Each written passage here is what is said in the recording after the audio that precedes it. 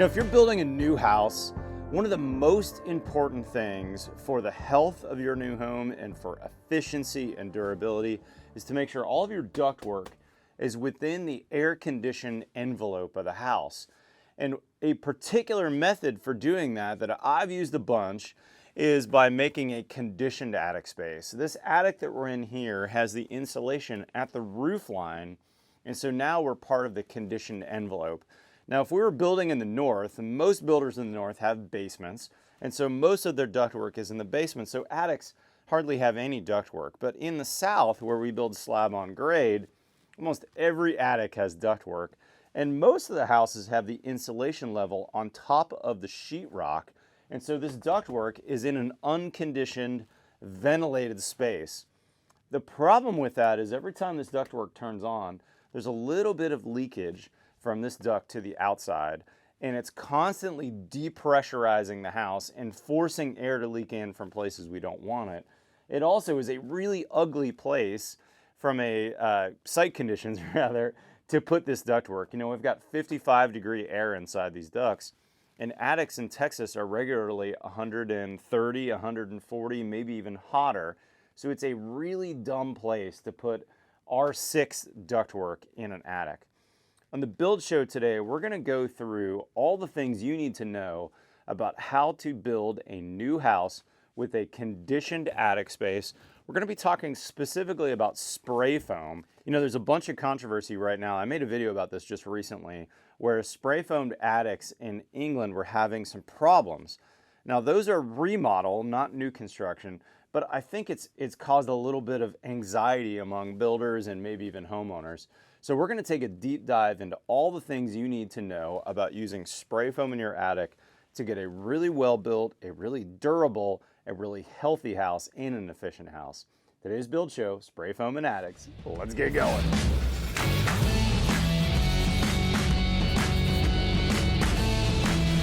Okay, so first off, this is a brand new house under construction. This project I call the Reisinger build. I want to be a little bit inspirational, aspirational for you. This attic space is unlike most attics in the South. You can see here, I'm part of the air-conditioned envelope. It's comfortable in here. The air feels good. I don't have a dust mask on. All of my ductwork is living within the same air-conditioned space as my bedrooms below.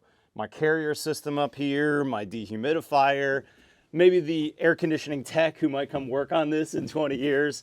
This is a beautiful space. The only thing that's different about this than the house is frankly no hardwood floors and no sheetrock. Other than that, this is an unventilated conditioned attic space. Now, the way that we did that on this house, at least from what you can see here, is ClosedCell spray foam.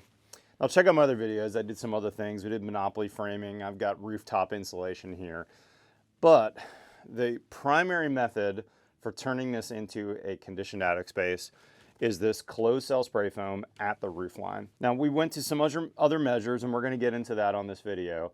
But by using this spray foam at the roof line, we've moved the envelope from the floor to the roof line. Now, there's two types of foam, and I've used both over the years: OpenCell foam and ClosedCell foam. Now, OpenCell foam, if you're above grade and you're in the South, that's an absolutely fine choice. It works great.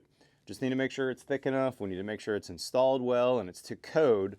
But if I had OpenCell foam up here, that would work just as well to create a conditioned space for this ductwork. Now, I've moved to ClosedCell foam on most of my projects in the South for several reasons. One of the primary reasons is that this ClosedCell foam, number one, it's rigid. It doesn't get damaged. You can see I can't poke my finger through it. It's really hard. But it also acts as a vapor retarder or a vapor barrier in both directions. So if this attic, for whatever reason, got more humid, I'm not going to have moisture that would accumulate in my sheathing.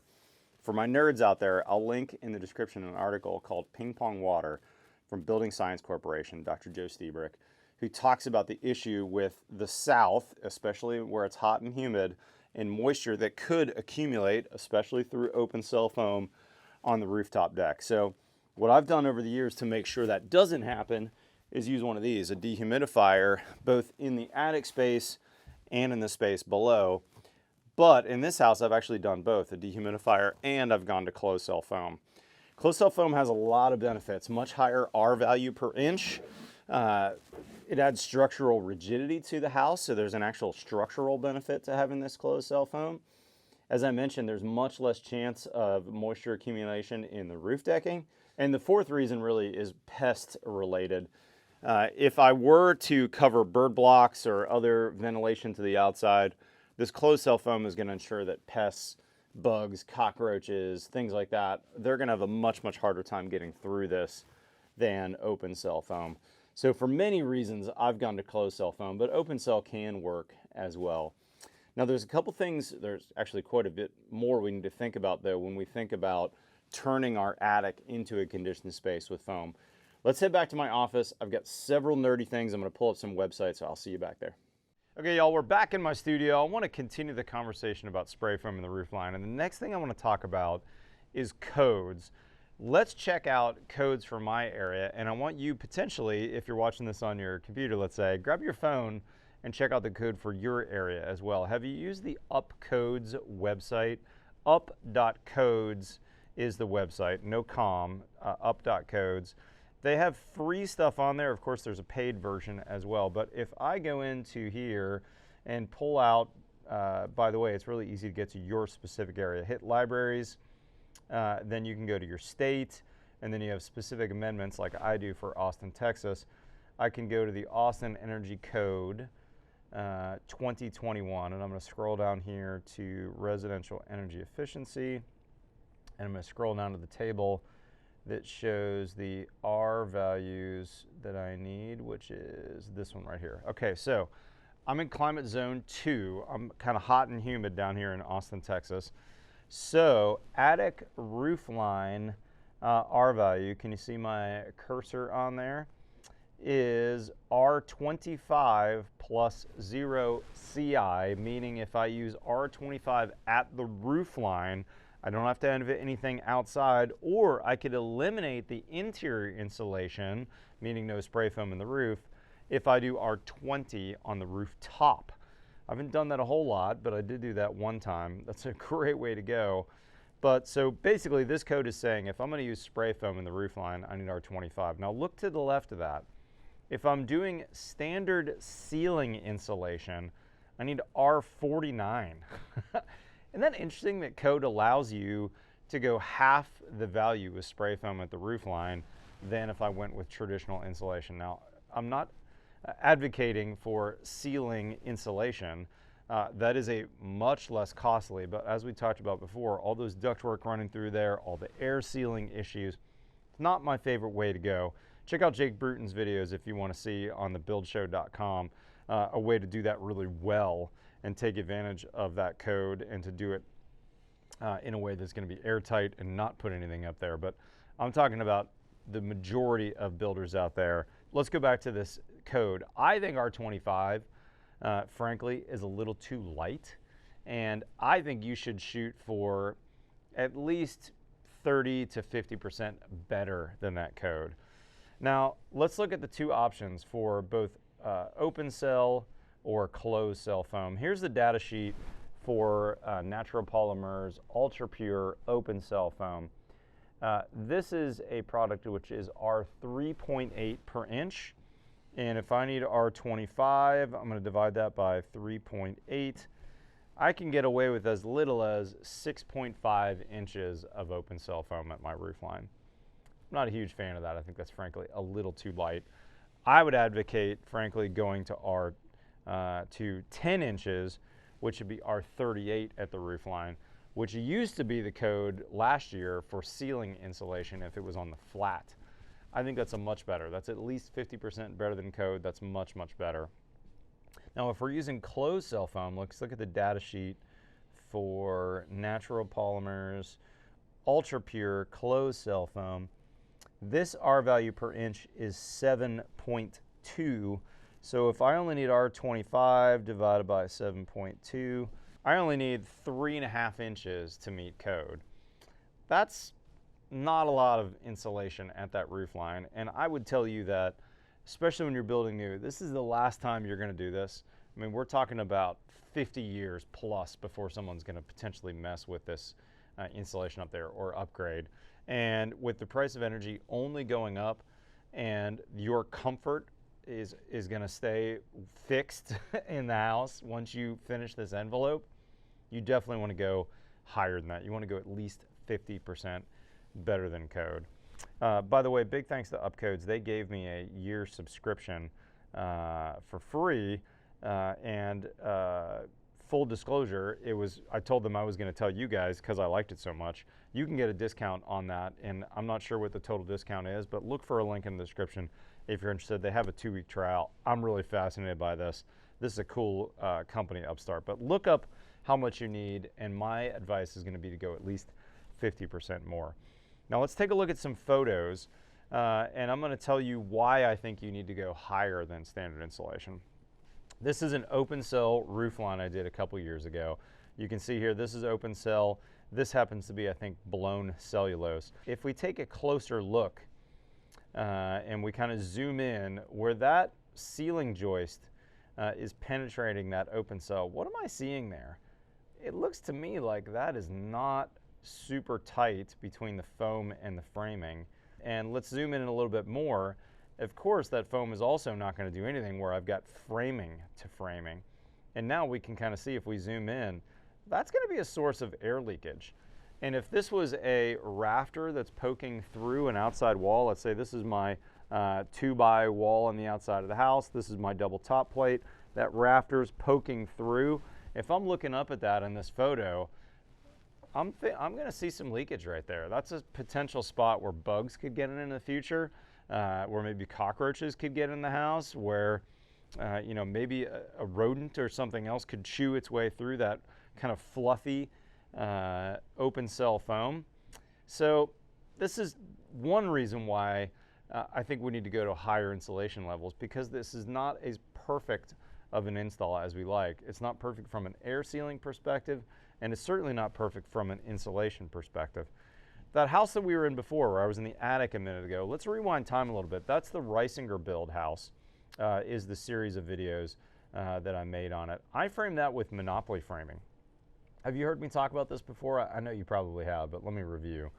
The walls on that house touch, or I should say the wall sheathing touches the roof sheathing, like you see in this photo right here, so that when I'm up there in the attic, there's no light showing through because there's no rafters that poke through. Everything got clipped. When I ordered the truss package from Builder's First Source, I ordered the trusses clipped at the wall line.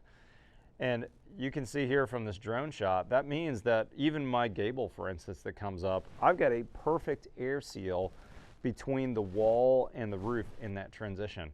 Unlike that other spot where there could be some air leakage through that spray foam, if I had that same spray foam issue on this house, I'd have zero air leakage. I'm not at all using the spray foam to be a good air seal. I'm relying on the zip system sheathing for my air seal, and the spray foam is simply doing its insulation job. And the reason why we like spray foam is because it sticks to things. You know, it sticks to that ceiling as we spray that up onto that ceiling. So if you Monopoly frame, this is going to take that spray foam job or whatever you're using on the inside to the next level. In fact, if you Monopoly frame it, you might be able to eliminate spray foam and go to a less expensive foam, depending on how you do it. Now on that particular house though, thinking again about that code, we ended up doing R22 on the rooftop, which means that based on that code that we looked at a minute ago, I could have done 0 on the inside because I had greater than R20 on the outside, but in fact, I'm double code. I did the code level 25, R25 inside, plus R22 on the outside continuous, because I feel like, look, this house is going to be around for several hundred years. No one's going to remodel this area. They're certainly going to replace the kitchen, the bathrooms, the tiles going to be outdated in a few decades. But this area of the house is not going to be touched. So for building new, I'm going to encourage you to take the extra time and do it right. One thing I do want to mention, by the way, Steve Basic was the architect on this house. Notice the architecture here is a little bit more, I don't want to say elementary, but I do want to say it's less aggressive, it's less crazy. You know, I've got a traditional gable on both sides. I've got an A-frame roof. It allowed me to do things a little bit easier than if I've had a bunch of valleys everywhere, if I had a bunch of dormers or pitch changes or whatever. This house really was buildable from the start, and so I love how Steve designed this. Now, after that roof insulation was on though, I did an over roof detail, and this video is not about that, but I feel like since I've got you, I want to tell you about it real quick. We did 2-bys on the entire roof, running on the flat. We basically took a long Simpson screw, screwed those into the rafters. You're going to notice if you look closely here, these don't touch each other. They're gapped right here. Let's say where this 2x4 is gapped from this 2x4, and these are gapped as well. We ended up cutting some holes here after the fact. We kind of messed that up to allow some airflow from my vented hardy soffit to be able to ventilate this space. But right here, this bay is ventilated from the hardy soffit all the way up to the ridge vent. And you can see we laid another layer of sheathing on top there. So now my traditional shingle roof is laid on an over roof, which means I could replace any of that plywood, any of the decking, whatever, if I ever had a problem, and I'm not gonna mess with the spray foam job below because that over roof detail. So this is the ultimate in durability, is to do an over roof with the spray foam. But one thing I do want to mention is when we've got spray foam, we need to think about future leaks and roof replacement. You know, when I spray that foam in there, in effect, that spray foam is kind of gluing the roof deck down. And there's been a little bit of I've heard some discussion online about how spray foam and roof lines is really bad because you can never find the leak. There's a little bit of truth to that, but there's also a little bit of misnomer in that. I made a video 6 years ago here. Here's my, my video, water testing spray foam insulation. And I'm not gonna watch the whole thing with you, but I do wanna watch a couple clips. I'll link to this in the description in case you wanna see it. But basically I took 2 samples of spray foam. I made it like a 2x4 test rig, so to speak. Sprayed ClosedCell in one. The one that I'm standing in front of now is ClosedCell. This one's OpenCell on the other side, and I just used some blue tinted water and poured that out on both samples. Now the sample on the left, which was OpenCell foam, I let that sit for several hours because I figured my hypothesis actually was that that was going to leak through almost immediately. In fact, in the video I say I think of OpenCell foam is like a kitchen sponge. Like it'll absorb that water. But in fact, what I found was it took a long time for that water to get through. On the other hand, the ClosedCell foam, if we kind of fast forward the video, really didn't, right here is where I'm about to flip it over and show you the other side. Let's flip it over. So if we look underneath here, it's interesting on the OpenCell foam, the only place it leaked was back here, and that was basically a leak where the foam met the framing, which I thought was really interesting. The body of the foam didn't leak, and the same was exactly true on this one too. On the ClosedCell foam, it did leak through. It leaked through where the foam met the framing. So whether it's OpenCell or ClosedCell, if you have a leak, you will find it, but you may not find it in the exact spot where that water's coming in. What this test really tells me, if I can kind of extrapolate a little bit from this video, go check it out. It really was a kind of a fun video, only 13 minutes long too, and just as applicable today. Later on, I cut it and kind of show you what's in the middle there. But the takeaway for me is if you have a leak, it's gonna be a problem.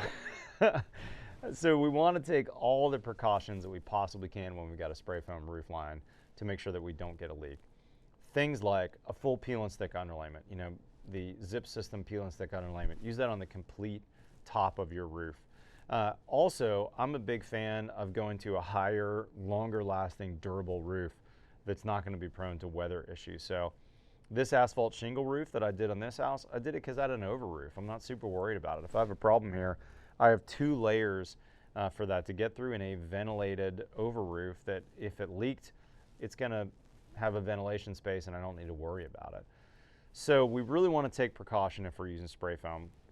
I might make a separate video about spray foam retrofits, but just briefly here, this is one of the reasons why I don't always recommend. There's only certain houses that will work with the spray foam retrofit, and frankly, that's kind of what happened with that. If you saw my video about the insurers in England not insuring houses that have spray foam, That was the problem there. A lot of houses should not have been retrofitted with OpenCell foam. They got it anyways because we didn't have smart people making smart recommendations with using good building science, and then we had some problems because the install was not great and the technique or the procedure was not good either. In this case, we've got everything just working absolutely perfectly, and that's why I love new construction in a lot of ways, because I can really dictate the details. Now back to the details. Let's say you don't have a vented over roof. What would I recommend prior to the spray foam guys coming? Let me show you a protocol that I started doing years ago. You know, when you've got kind of standard house wrap and you've got rafters that are poking through, this is a non-monopoly framed house that I did years ago, just kind of using standard house wrap. If you were to go inside this house, here's what the inside looks right behind there. What we're doing is we're solid blocking the bird block areas. You see that rafter coming through there? We put a solid piece of OSB in there, and then we started a procedure called pre-foaming. Here's my old business partner, Eric, looking like a German carpenter in that outfit, but what he's doing is just can foam, and he's pre-foaming. So this is all solid blocking. I think this was a wall to a porch outside, and we were gonna spray foam this. He pre-foamed everything. This can of foam, any can of foam that you buy at the store, is gonna be a can of ClosedCell foam. And that's gonna take any of those gaps and put a much better product in it. So if we come back later, like we did in this case with OpenCell foam, now we pre-foamed the areas. We happen to use a black foam here, but it's still the same canned foam. And now it's gonna do a better job of air sealing before the OpenCell foam crew comes. Now again, this is one of the reasons why I like ClosedCell foam a lot better, because we wouldn't have to do this same procedure, but this is a really good way to go.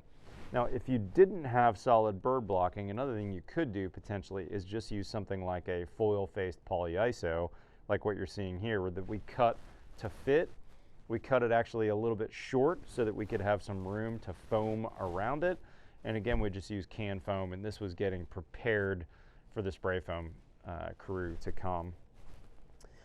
If you've not seen foam sprayed before, this is the crew spraying a bump out. So what you're looking at here is the front porch looking up. This is the bump out on the second floor of this house, but this is basically the same crew and the same process, but it was kind of outdoors, so I was in a spot that I felt good about using my phone to do some video work. You don't want to be generally around the guys when they're spraying foam. So this is not an approved procedure right here with me recording this. As far as you know, I had my full respirator on though, right?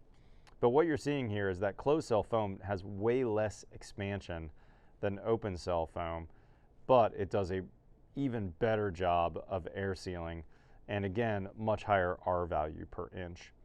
Now the last thing that I want to touch on before we end the video here is, and I'm not going to spend a lot of time on this, I want you to do your own research.